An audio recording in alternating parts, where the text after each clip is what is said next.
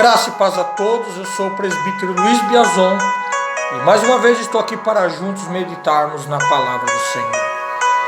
Eu quero falar com você a respeito de um assunto muito importante que tem roubado a bênção de muitas pessoas, que tem tirado muita gente da presença do Senhor.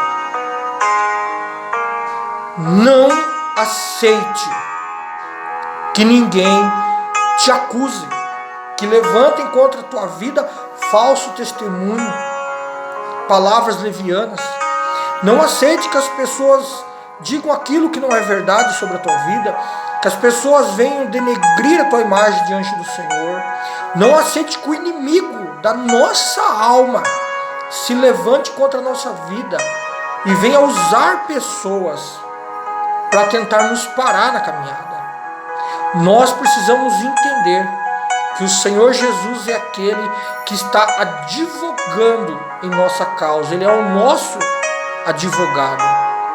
Então, não aceite, não permita que ninguém te acuse, que ninguém levante contra você falso testemunho para tentar te parar na caminhada. E é sobre esse assunto que eu quero falar com você. Eu escolhi um tema bastante polêmico da Bíblia, muito polêmico, mas um texto que, se nós formos analisar, não tem todo aquele peso ao qual eu particularmente ouvi durante toda a minha vida pregadores renomados, homens estudiosos da Bíblia dizerem que Jacó foi um usurpador, que Jacó roubou a primogenitura do irmão. E eu fui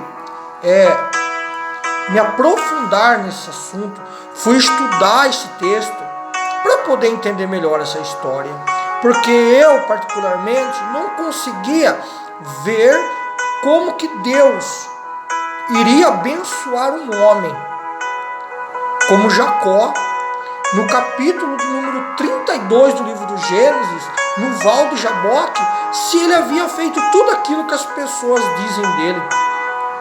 E eu fui tentar entender.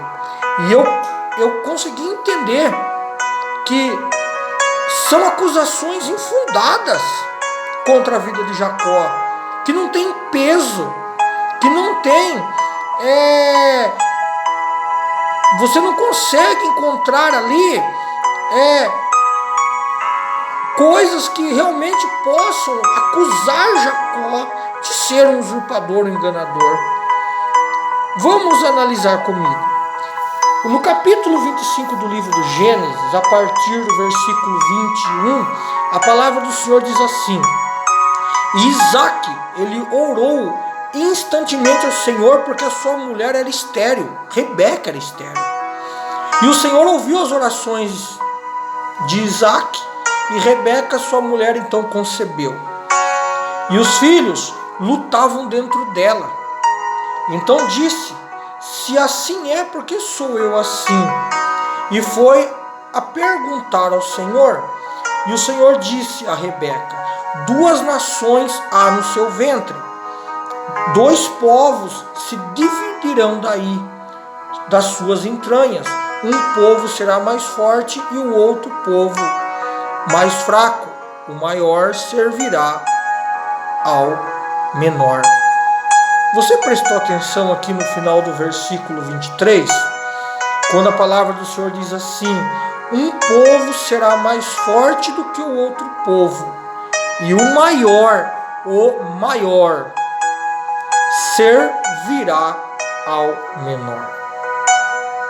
Aqui nós vemos que Deus já nos dá a entender que haveria aqui uma inversão de valores, que aqui Deus, na verdade, ele já ia contra os princípios ao qual os homens estão acostumados a viver, a entender.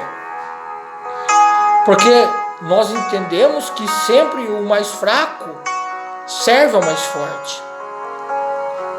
Mas aqui o Senhor disse que não, que o mais forte serviria ao mais fraco. E na continuidade do texto, nós vamos ver que a palavra do Senhor vai dizer assim, que no dia em que Rebeca deu à luz, primeiro, na verdade assim, ele saiu antes, não primeiro. Por que foi dado a Esaú o título de primogênito? Só porque ele saiu primeiro? Eles eram gêmeos. Esaú era gêmeo com Jacó. Ele não nasceu primeiro, depois de um tempo veio Jacó. E nós vejamos que ele nem teve a oportunidade de sair primeiro do que o irmão. Na verdade, saíram juntos. Porque aqui no versículo 26, na continuidade do texto, nós vamos ver que a palavra do Senhor diz assim: é que saiu Jacó agarrado ao calcanhar de Esaú. Então, ele não permitiu que o seu irmão saísse primeiro. Ele saiu junto ali, grudado com o seu irmão. Aí eu comecei a refletir. Primeiro, por que os dois lutavam dentro do ventre de Rebeca? Porque eram inimigos? Porque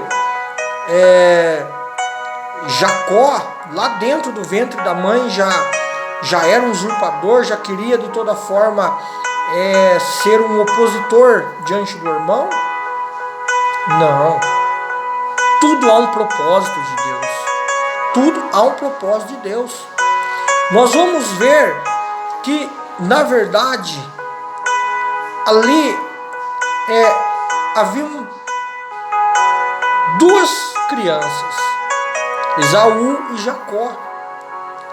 Mas a promessa de Deus, se nós formos analisar, ela não era sobre Esaú.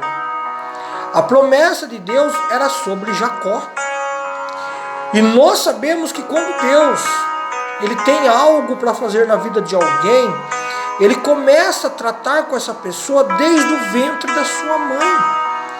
E certamente Jacó, mesmo estando no ventre da mãe, ele já entendia isso. Ele já entendia que Deus tinha algo para fazer na vida dele. Por isso que eles lutavam dentro do ventre da mãe, porque Jacó, ele entendia que era necessário que ele nascesse primeiro. Por quê? Porque ele sabia, porque ele era instruído pelo Senhor. Jacó, mesmo ali no ventre da mãe, como uma criança que não tinha ainda percepção, entendimento das coisas, mas movida pelo poder de Deus, ele entendia que ele tinha que nascer primeiro. E isso não aconteceu, porque o seu irmão Esaú, pelo fato de ser maior e mais forte, acabou vindo primeiro. E mesmo assim Jacó, ele entendendo que ele precisava sair ali junto com o irmão, para que ele não fosse subentendido que ele havia nascido depois, então o seu irmão teria direito à primogenitura. Ele saiu grudado no irmão, no calcanhar do irmão. Então isso nos faz entender que como foi dada a primogenitura a Esaú? Por quê? Só porque saiu ali um pouquinho antes de Jacó? Mas Jacó saiu grudado com Esaú. Jacó não nasceu depois de alguns minutos. Jacó fez questão de sair grudado no calcanhar do irmão para não se desvencilhar, para não dar esse direito ao irmão. Mas nós vamos ver que aos olhos dos homens, subentendendo eles que aquele que saiu ali primeiro era o primogênito. E nós vamos ver que na continuidade do texto, nós vamos ver que Esaú, ele pouco se importava com a primogenitura. Pouco se importava. Porque se ele realmente se importasse com a primogenitura, ele não teria vendido-a para o seu irmão Jacó em troco de um prato de lentilha, em troco ali de um prato de guisado. Mas ele vendeu. Ele vendeu porque aquilo não interessava a ele. Aquilo para ele nada tinha valor. Vamos ver na palavra o que a palavra diz. E disse Esaú a Jacó: deixa-me comer desse guisado vermelho, porque estou cansado, por isso se chamou o seu nome Edom. Então disse Jacó: vende-me hoje a tua primogenitura. E disse Esaú: eis que estou a ponto de morrer, e para que me servirá logo a primogenitura? Então disse Jacó: jura-me hoje. E jurou-lhe, e vendeu a sua primogenitura. E Jacó deu pão a Esaú e o guisado de lentilhas a ele. E ele comeu, bebeu, levantou-se e foi embora. Assim desprezou Esaú a sua primogenitura. Versículo 34. Aquilo que para Esaú não tinha importância nenhuma, era muito importante para Jacó. Porque Jacó sabia que tudo fazia parte do plano e do projeto de Deus sobre a sua vida. Mas as coisas não saíam do jeito como deveriam sair. Não saíam. Então nós vamos ver que Jacó, ele não usurpou, ele não roubou a primogenitura de ninguém. Como muitos dizem por aí, que ele foi um usurpador, um enganador. O seu irmão desprezou a primogenitura. Primogenitura essa que, se nós formos analisar, não tinha cabimento, não era cabível ser entregue a Esaú, uma vez que ele era gêmeo de Jacó e os dois praticamente nasceram juntos. Mas Jacó, ele carregou essa culpa. Porque até nos dias de hoje, muitas pessoas, quando se dirigem a Jacó, dizem que ele é um usurpador e roubou a primogenitura do irmão. Se nós formos voltar um pouquinho no texto, nós vamos ver que Isaac preferia a Esaú mais do que Jacó. Isaac não escondia sua preferência por Esaú, porque era homem, hábil, habilitado na caça, enquanto Jacó ficava por ali, pelas tendas. Mas ele tinha o amor da sua mãe, a sua mãe o amava. E se nós formos continuar agora, aqui analisando o texto, nós vamos ver que Rebeca, ela, no capítulo 27, Rebeca, ela leva Jacó a enganar o seu pai, Isaac. Rebeca, ela faz o guisado que Isaac havia pedido para Esaú. Mas enquanto Esaú foi caçar para trazer a caça e preparar para o pai, Rebeca, por amor ao filho, porque via que Jacó era ali rejeitado pelo pai. Então Rebeca, ela com o instinto de mãe, ela deixou ali que o instinto de mãe falasse mais alto. E por amor ao seu filho Jacó, ela fez aquele guisado. Ela mandou que Jacó fosse levar ao pai, para que o pai o abençoasse. E assim aconteceu. E agora nós vamos ver que a história ela vai caminhar. A história ela vai prosseguir e Jacó vai embora de casa. E aqui no capítulo agora de número 32, nós vamos ver que o Senhor, Deus, ele manda Jacó voltar para a casa do pai. E no capítulo de número 32, quando Jacó ele está passando pelo val do Jaboque, ali Jacó ele encontra com o anjo e ele luta com o anjo. Jacó ele diz para aquele anjo que ele não deixaria ir antes que ele fosse abençoado. O versículo 26 diz assim, do capítulo 32: E disse o anjo: Deixai-me ir, porque já a alva subiu. Porém ele disse: Não te deixarei ir sem que me abençoe antes. E disse-lhe: Qual é o teu nome? E Jacó disse ao anjo: O meu nome é Jacó.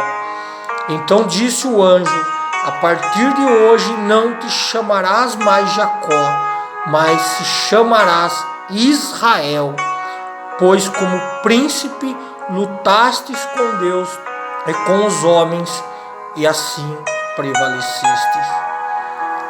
Agora, se nós formos analisar todo o contexto que nós acabamos de ler, não tem como acusarmos Jacó de usurpador.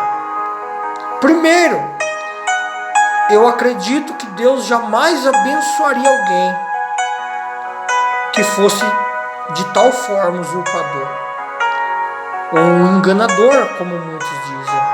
Na verdade, a promessa de Deus, o propósito de Deus na vida daqueles gêmeos não era com Esaú, mas era com Jacó. Mas as coisas não saíram do jeito que deveriam ser. As coisas não saíram da maneira como deveriam. Mas Jacó, ele perseverou. Na verdade, Jacó não usurpou nada de ninguém. Jacó não roubou nada de ninguém. Jacó, ele simplesmente correu atrás daquilo que já deveria ser dele. E ele conseguiu. Aí você pode dizer assim: mas a sua mãe, Rebeca, ela enganou o próprio marido, Isaac, para poder abençoar o filho. Que mãe? Qual é a mãe que aguentaria ver o filho ser rejeitado? Jacó era rejeitado por Isaac. Isaac, ele amava mais a Esaú. Então, Rebeca, ela não enganou. Na verdade, Rebeca, ela agiu com o instinto de mãe, por amor ao filho. E Deus, entendendo toda essa história, Deus abençoou Jacó no capítulo 32. E a partir dali, Jacó deixou de se chamar Jacó e passou a se chamar Israel. E de Jacó, ali veio uma grande nação, a nação do Deus Altíssimo, chamada Israel. Então, não deixe que ninguém te acuse, não deixe que ninguém levante calúnia contra a tua vida, principalmente aquelas pessoas que não conhecem a tua história, aquelas pessoas que não conhecem a tua história com Deus. Fique com esta palavra, graça e paz a todos, Deus os abençoe e a paz do Senhor.